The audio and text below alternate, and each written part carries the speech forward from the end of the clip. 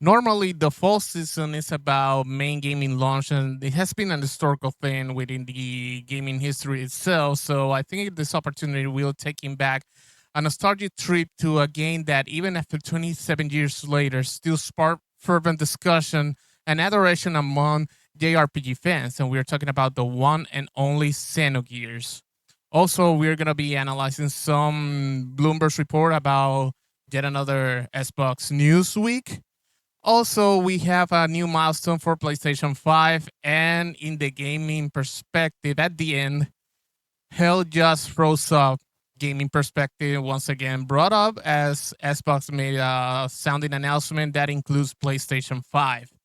Hello there, my Muñaños gamer. This is Jesus from Jesus Gaming, and welcome back to Continue News and Gaming, the podcast where we dive into the world of video games, discussing and dissecting news, celebrating the classes.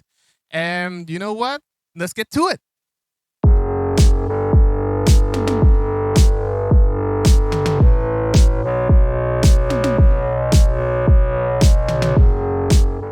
Many don't believe it. I think that is hard to believe too, but Xenogears officially turned 27 this year. 27 years. For many of us, it feels like just yesterday we were popping out that 2-disc epic into our PlayStation consoles.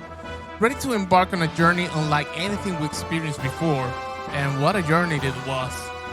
For those who might not be familiar or those who need a refresher, Xenogears was released by Squaresoft before they became Square Enix in 1998, primarily in Japan and later in North America or our side of the world. It quickly garnered a reputation for its incredible complex story, its philosophical and psychological depth, and its unique blend of traditional turn-based combat with a surprisingly robust fighting game-esque combo system for its humans characters and massive mech battles for the gears. But Xenogears isn't just celebrated for its gameplay, it is renowned for its narrative ambition. This game doesn't just tell a story, it weaves an intricate tapestry of existentialism, gnosticism, Jungian psychology, and a healthy dose of mecha anime tropes. The plot delves into themes of identity, memory, religion, war, and the very nature of humanity and divinity. It's a story that spans millennia, starting with the crash of an ancient interstellar battleship, the Eldritch, and evolving into a cosmic struggles involving advanced technology, ancient conspiracy, and characters grappling their own past life and destinies. The protagonist, Fei Feng Wan, is a young artist suffering from amnesia, living in a quiet village.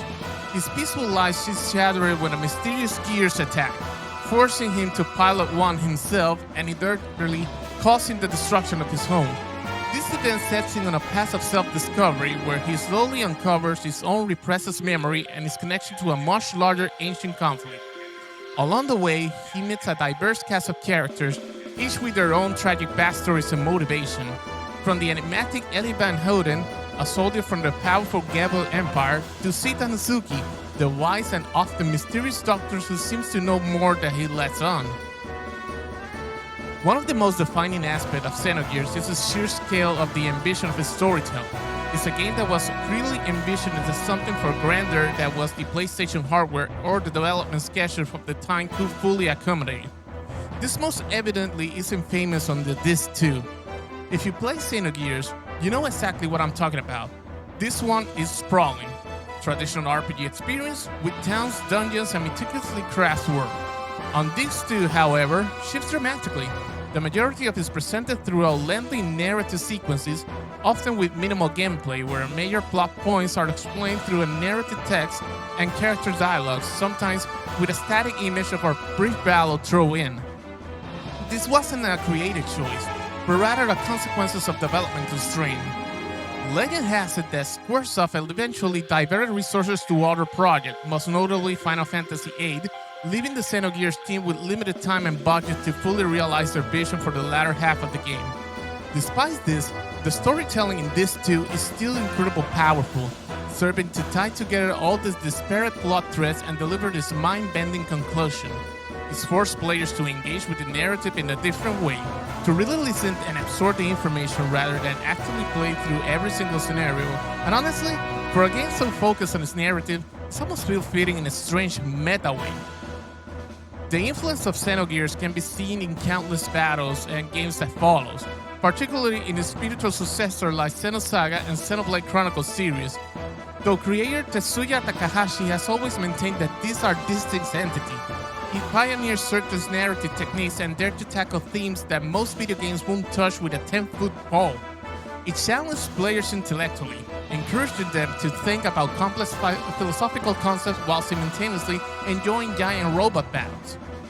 The game's distinctive art style, blending anime-inspired characters design with intricate mechanical creations and breathtaking environments, still holds up today. Yasunori Mitsuda's soundtrack is another masterpiece, evoking emotion and atmosphere that perfectly complement the narrative. Tracks like Start of Tears, Small Two of Pieces, and the iconic Awaken are instantly recognizable and deeply ingrained in the memories of those who play the game.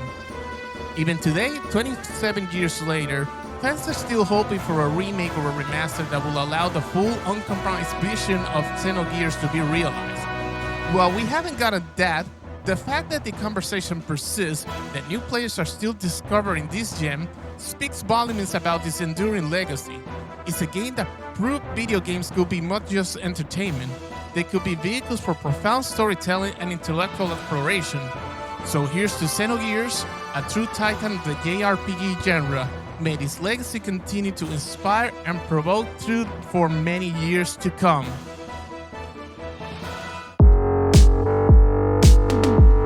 Yet another week, and yet again we have to talk about Xbox in the news, especially the gaming industry news. And it also has to do with Microsoft Gaming itself and a recent Bloomberg report that has raised some eyebrows, especially pointing fingers at Microsoft Chief Financial Officer Amy Hood for some strategic uncertainties, and let's be frank, price hikes we see in the Xbox ecosystem.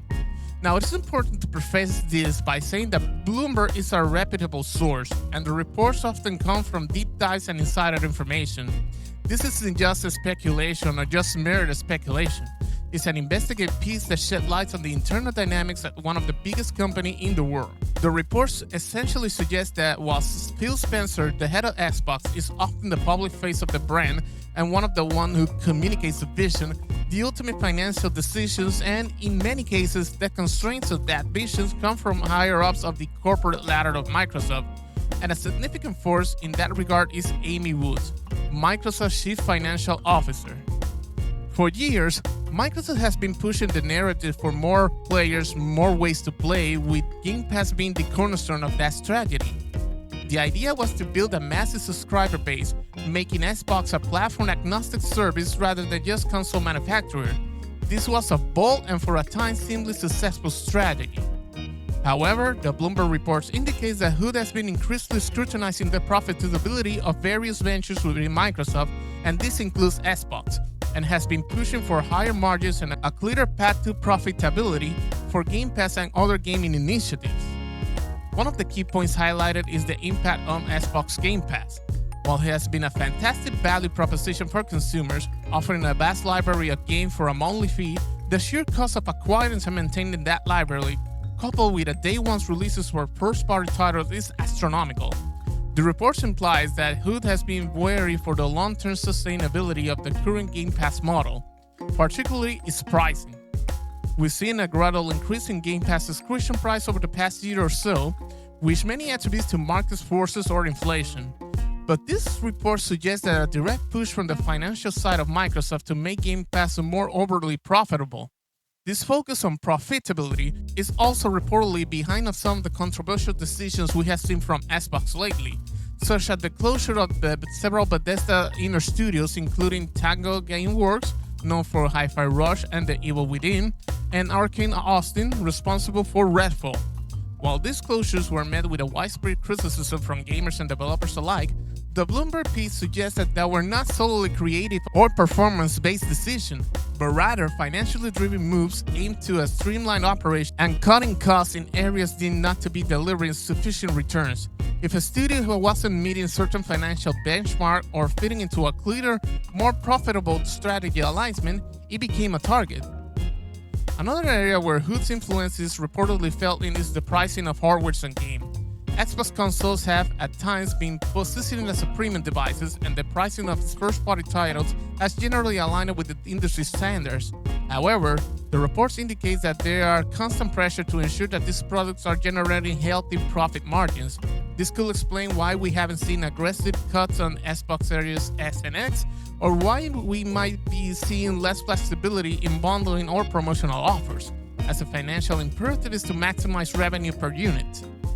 The broader implication is that while Xbox, under Phil Spencer, has tried to foster a developer-friendly and consumer-centric image, the underlying financial realities and the influence of the chief financial officers are steering the ship towards a more traditional profit-first approach.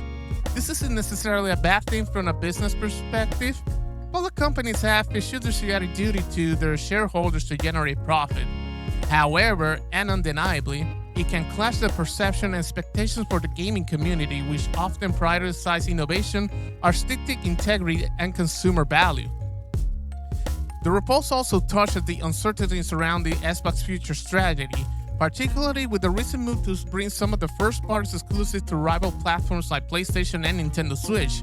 While officially framed as the way to reach more players, the Bloomberg analysis suggests this move could also be influenced by the need to generate additional revenues, streams, and diversify risks, especially if Game Pass growth isn't meeting internal financial targets.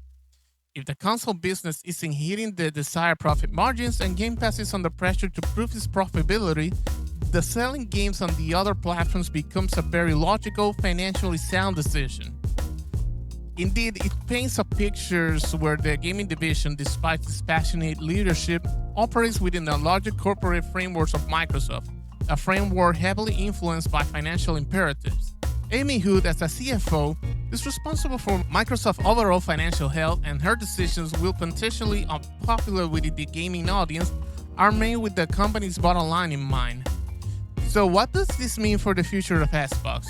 It suggests that we might continue to see a more cautious approach to spending, a continued focus on Game Pass profitability, which could mean more adjustments on prices or tier differentiations, and potentially a more multi-platform releases. The era of money no object for Xbox might be truly over. If it really existed, the financial leash might be getting tighter. It's a stark reminder that even in an industry built on passion and creativity, the numbers always matter, especially when Microsoft in a short term made a plus $69 billion investment on a certain gaming conglomerate, which fuels the speculation that Amy Hood is one of those executives and maybe shareholders that weren't happy about that short-term investment. And yes, I was talking about the Activision Blizzard King purchasing. Alright, I think that the gaming news need a little more positive news in the console war front, or what's left of the console wars front, particularly for Sony PlayStation fans. After a challenging launch period marked by unprecedented supply chain issues and a global pandemic, the PlayStation 5 has finally managed to surpass the lifetime sales of one of its earliest predecessors, the PlayStation 3. This is a significant milestone for Sony and a testament to the enduring appeal of the PlayStation brand, especially considering the economic headwinds the PlayStation 5 launched into. The PlayStation 3, for context, sold a respectable 87.4 million units globally during its lifetime. The PlayStation 5 has now officially crossed that mark, with Sony recently announcing that the console has shipped over 50 million units as of December 2023, and that number has continued to climb, putting it firmly past the PS3 records. Now, let's take a moment to reflect on what's the remarkable this achievement it is. Given the circumstances, of course, the PlayStation 5 launched in November 2020, right in the thick of the pandemic of the COVID-19. This period brought about severe disruptions to manufacturing, logistics, and supply chains worldwide. Getting your hands on a PS5 in its first couple of years was a Herculean task for many. Scalper strikes and frustrated gamers waited for months, even years, to secure a console. This wasn't a problem of demand. It was the demand was through the roof, but purely a problem of supply. Contrast this with the PlayStation 3 era. The PS3, while having its own rocky start with a high price point and a complex architecture that made development challenging, launched into a relatively stable global economy. It didn't have to contend with semiconductor shortages that crippled productions for years. Despite these advantages, it still took the PlayStation 3 a significant amount of time to reach its eventual sales figures. The PlayStation 5, on the other hand, had its claw in its way of these numbers. Once the supply chain issues began to ease in the late 2022 and throughout 2023, Sony really ramped up production and the console finally started hitting shelves consistently.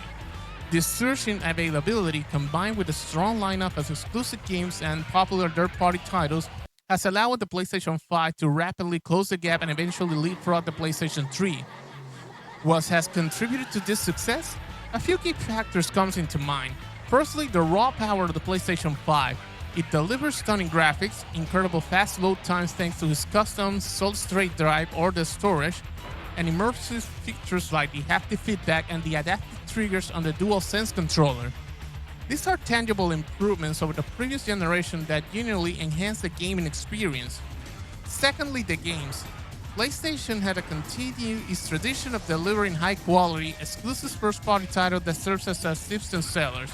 Games like Spider-Man Miles Morales, God of War Ragnarok, Horizon Forbidden West, and Marvel Spider-Man 2 have been critical darlings and the commercial successes, providing compelling reasons for consumers to invest in the PlayStation 5 ecosystem. Beyond exclusivity, the strong third-party support means that all the biggest multi-platform games are also available and often perform best on the PlayStation 5. Thirdly, the brand loyalty. PlayStation has cultivated an incredibly strong brand identity and a loyal fan base over nearly 3 decades. For many gamers, PlayStation is synonymous with console gaming. This loyalty means that even during the supply shortage, people were willing to wait out rather than jump ship to a different platform. Finally, the general economic improvements and the increased ability of consumers to purchase discretionary goods plays a huge role as the supply became available. As global economy stabilized somewhat post-pandemic, and as the inflation pressures eased in certain regions, consumers' confidence and spending power increased, further fueling PlayStation 5 sales. Breaking the PS3 records isn't just a statistical win, it's a symbolic one. It signifies that the PlayStation 5 has become its initial hurdles and is now on a strong trajectory, while it still has a way to go to catch the PlayStation 4's astonishing 107 million plus units or the PlayStation 2 legendary's 155 million plus unit sales. This milestone indicates that the PlayStation 5 is firmly establishing its place in PlayStation history. It's a win for Sony, a win for developers who have the largest install base to target, and ultimately, a win for gamers who can finally get their hands on the console and experience the latest generation of gaming without the frustration of the early launch period. The future looks bright for PlayStation 5, and it will be exciting to see how it can climb up in the coming years, mainly with all the speculations about the generation of the PlayStation 6 and a probable return to portable gaming devices, SK a PSP. 25 years ago, Halo Combat Evolved didn't just launch as a franchise, it defined a generation of shooters, and now in 2026, Halo Studio is bringing it back in a way both faithful and forward-looking. Today, we are diving deep into the official announcement of Halo Campaign Evolved, a full Unreal Engine 5 remake of the original campaign. We'll break down what's changing, what's staying true, and what Halo Studio themselves said about balancing nostalgia with modern expectations. So buckle up, Spartan, because this is going to be a ride. Announced during the Halo World Championships, Halo Campaign Evolved is a complete rebuild of the legendary campaign. It's coming to Xbox Series S and S, PC, and yes, even PlayStation 5. That's right, for the first time in history, a Halo's campaign will be playable on a Sony console, and it's the launching day on Game Pass Ultimate and PC Game Pass. And a reminder, this isn't just a remaster, it's a ground-up remake designed to reintroduce Halo to a new generation while honoring the legacy that started it all. Halo Studio, formerly known as 343 Industry, has been clear about their mission. They're not rewriting Halo's legacy, but they are modernizing it, and that means a visual overhaul, meaning that fully rebuilt in Unreal Engine 5 with 4K visuals, updated cinematics, and reimagined environments. This includes gameplay refinements And mainly sprinting is now part of the experience along with smoother controls and expanded weapon pickups. Now, there has been a lot of talk about some known bugs within the original Halo combat involved, and this includes an infamous fix. The notorious mission, The Library, often criticized for repetitive corridors and endless flawed encounters, has been redesigned to be more engaging and less frustrating. There isn't a remake, remaster, or a brand new game without new content, and there will be a 3 brand new prequel mission featuring Master Chief and Sergeant Johnson, which will expand the lore leading into the events of Halo Combat Evolved.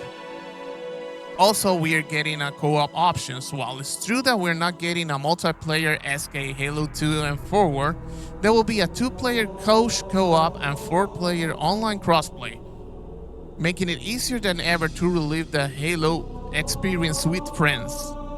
The studio emphasized that every change is rooted in a 25 years of community feedback compendium. Their goal is to create a campaign that feels timeless, not dated. Now let's talk about expectations, and I would like to start with the nostalgia meets modern expectations. Halo Studio knows they're walking a fine line. In one hand, Halo fans want the original magic preserved, the sense of awe when you first step onto the Halo ring, the tension of facing the Flood, the iconic Warthog run. On the other hand, modern players expect fluid movement, smart artificial intelligence, and cinematic storytelling. The developers has promised that Halo Campaign Evolved will deliver both. Classic weapons like the Magnum Plasma Pistol and Needler will return, but with modern balancing. Vehicles like the Scorpion and Ghost are rebuilt with new physics, and the soundtracks, one of the gaming's most iconic, has been remastered with orchestral depth while keeping Marty Sordano's legendary themes intact.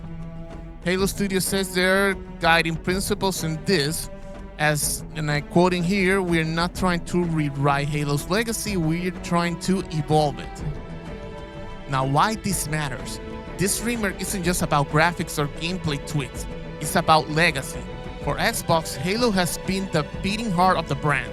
For PlayStation players, this is the first chance to experience a Halo campaign natively on their console if you ever haven't got the opportunity to play Halo or an Xbox at all. And for the community in general, it's a chance to revisit the story that made Master Chief a legend, this time with a new layers of lore and modern polish. It also signals something bigger in my opinion. Halo Studio is listening. After years of ups and downs, they're showing that Halo's future can be built on respect for his path, and that's a message fans have been waiting to hear. So what can we expect when Halo Campaign Evolved launches in 2026? I say that it will be a faithful yet modernized remake, a campaign rebuilt for today's player but rooted in the DNA of the original, and most importantly, a reminder of why Halo became more than just a game. It became a cultural touchstone in the gaming world. Whether you are a veteran who remembers LAN parties in 2001 or a newcomer about to step onto the Halo ring for the first time, this remake is designed for you. And that's the beauty of the Halo Campaign Evolved. It's not just looking back, it's about carrying Halo forward. With all that being said, I want to thank you once again to supporting Continue News and Gaming Podcast. And let me know in the comment, what are your thoughts about this milestone, about 27 years of Xenogears? Do you think that PlayStation 5 will keep growing on sales in this uncertain era where the economics is not in the favor for gaming and gaming has become a more and more expensive hobby? Or share with me your thoughts about the announcement for Halo. For this and more gaming info, news, and more episodes for Continue News and Gaming, please consider hitting the like, subscribe, and the notification bell for all this and more content soon. This was GeeZus from GeeZus Gaming. Thank you for your consideration, and as always, health and success and happy gaming.